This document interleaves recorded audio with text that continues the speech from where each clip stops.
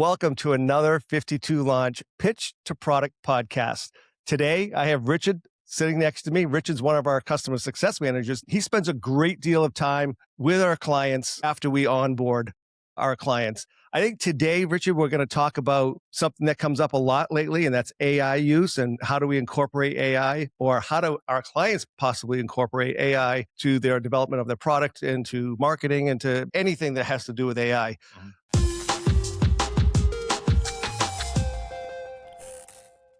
AI is an awesome tool, just like Richard says. It's a tool, and it's not 100% guarantee. If it were, all of us would be out of jobs, apparently. It's a tool today, and I'll let Richard speak to some of the issues that we have using AI. I know that he's first going to talk about when you create a logo, for instance. AI is not tapped into the patent and trademark laws and rules. So we have a lot of clients that come into us with a logo or a name that just is not usable. Just because they found it on AI, it does not mean that we can use that and not infringe on somebody else's artwork. So you talk about that. Yeah, I mean, AI is like with any tool. AI can be very powerful in the right hands, but it can also be, quite dangerous as well in terms of how it's being used and how you're using it to create, for example, your logo, your product. Oftentimes what we'll see is when, a client comes in, they'll have a logo. I look at my logo is all ready to go, but it's not really in a usable format that, our teams or anyone outside after you've launched a product with us, those JPEGs, those PNG files are going to be used primarily in a web application. You won't be able to use those to build your brand guidelines, for example.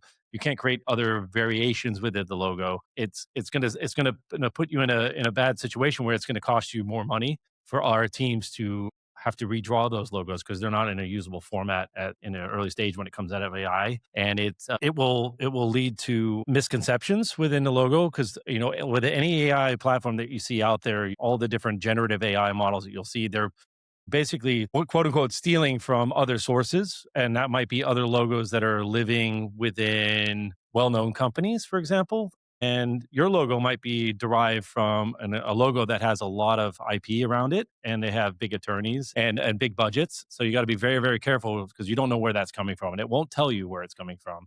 When you do a lot of text-based searches within AI, some AI tools will actually create sources, but they'll tell you where it came from so that you can go back and check those things as well. But with a logo generation, for example, it will not do that.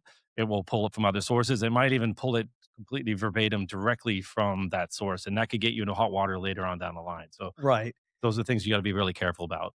And most of us, and maybe you agree with this, Richard, most of us use AI like most of us use Google when they first came out. You search with AI, you ask questions, and it'll formulate an answer that's relatively on spot. That's what we're using AI, or that's what the common person uses AI for today. We're talking about, the type of AI that is not way down the road, but it's just much more boosted or on steroids.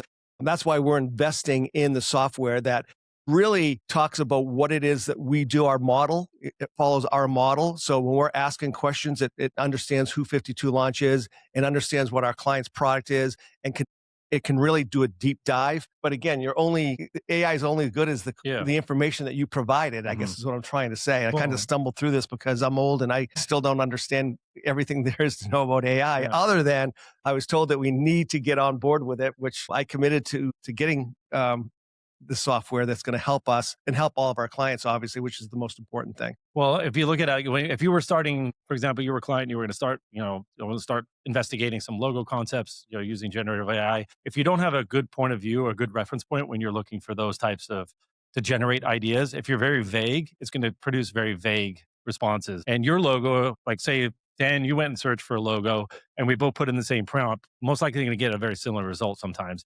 And if I was launching a product and you were launching a similar product somewhere else and we were both looking for the logo, our logos might come out very similar to one another because it's driving from the same sources. But having a very distinct outlook and using AI in a way that actually helps and formulate your own thoughts before having it generate physical images, sometimes that's a better approach when you're using AI. I think what you're trying to say is that we're still relevant as humans. We still have to make decisions, and it comes from years and years of experience as well. So AI is a great tool, but it's not the end all be all today. Maybe 5 years or even less than that, things will change drastically. But again, all of this is going to be to help better the product, the outcome of the product. Research is a good area. Yep. Like if you're using AI, I would ask AI questions about market size, who's likely to buy your product. Things like that are really good with, for using Yep. AI initially. But again, it's not something that is going to replace product designers or marketers. I So would say the best way to approach that too, if there's something that intrigues you, go out in the world and go see it, take photographs of it, do it yourself. Sometimes you'll get a better outcome in the end because you're not being fed what it thinks it should be rather than letting you drive it. So don't let the AI drive the idea for you. You still need to be very much involved in every aspect of it. Whether that's creating the colors, you can have it give you updates and relative sort of suggestions. And ultimately, at the end of the day, you should be making those decisions. Don't let the AI do it for you. There's one other thing that we also be mindful of when, AI is generating a logo, for example, and there's a lot of tools out there that do this. But the biggest thing is one is the image that it's deriving from, but also the font. AI systems get better at putting the words onto the page in proximity to your logo. You don't know where that's coming from, and there's entire industries that are developed to designing the fonts or the typefaces that are used in those applications. And if there's any likeness, that could open you up to potential problems down the line. Maybe not right away, but as your company grows and you start selling more products, it could become an issue where you have to rebrand yourself because that already exists somewhere else, or it's actually derived from someone else who's put a lot of effort and time into producing those items. So you don't know where it's coming from in the end. yeah, good point, Richard. Another area where AI is not very useful today would be in our design for manufacturing process, which if you guys have listened to our podcast in the past, you know that DFM is a very strong acronym. It is something that has to happen for our product to come out successfully, also come out with its profit margin. And we want to make sure that we're making it the most cost effective way. So without the design for manufacturing stage, it's like throwing a dart against, a dartboard and hoping that you hit the center, which is very rare. But again, that's something that AI would not know today. Again, the more information that we can provide with our own software that we're developing, that's going to speed things up. So I guess in the end, what AI does is it hopefully makes things move faster. Again, there has to be a lot of human element still involved in what we do, a lot actually. But again, AI helps things move along faster. And again, we don't know a single client that's hired us and says, "Oh, take your time."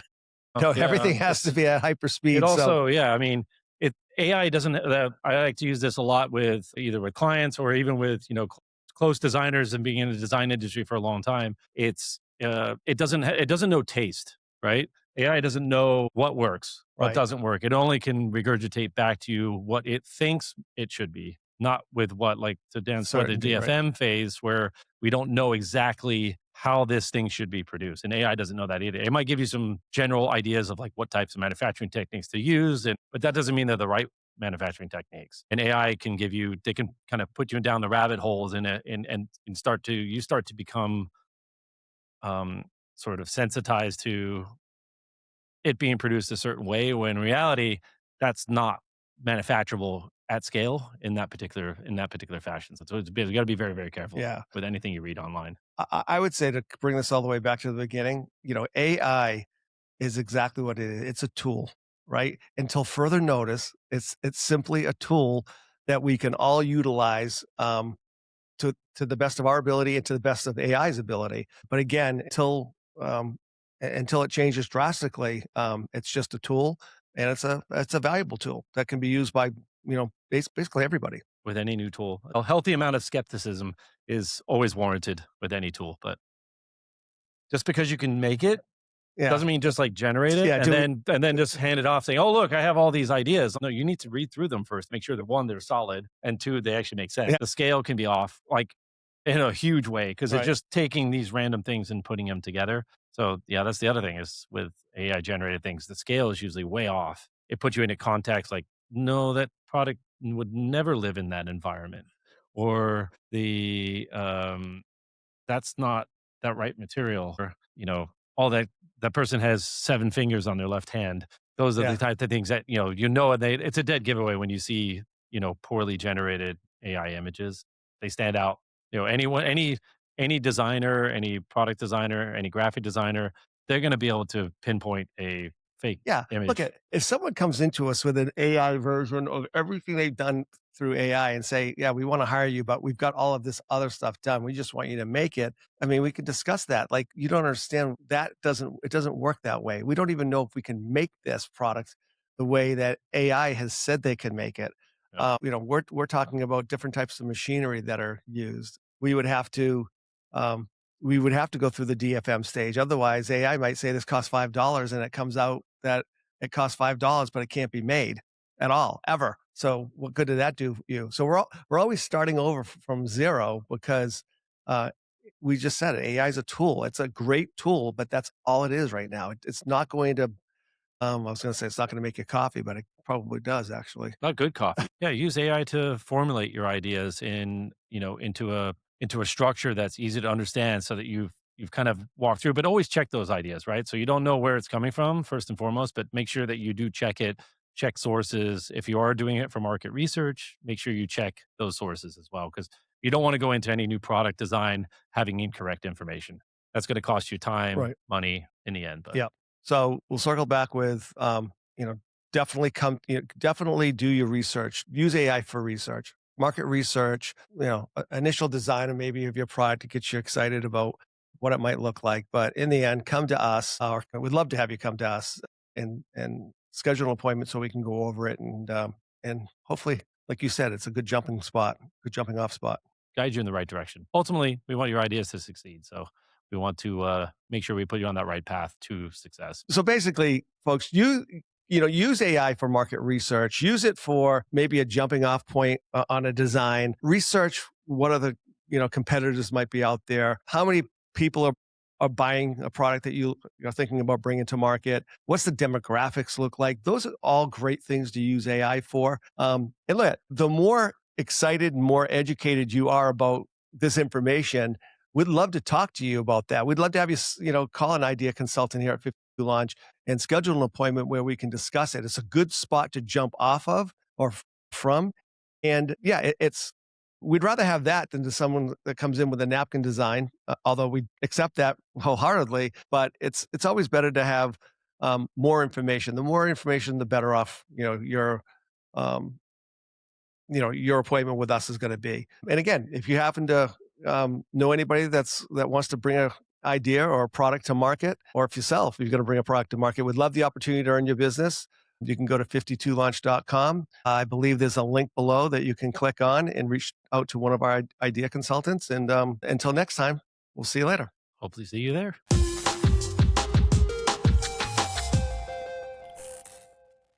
Have you already designed your product with AI, or have you done research with AI? We'd love the opportunity to have you come visit us. And what's very interesting here is Richard, he is an AI robot.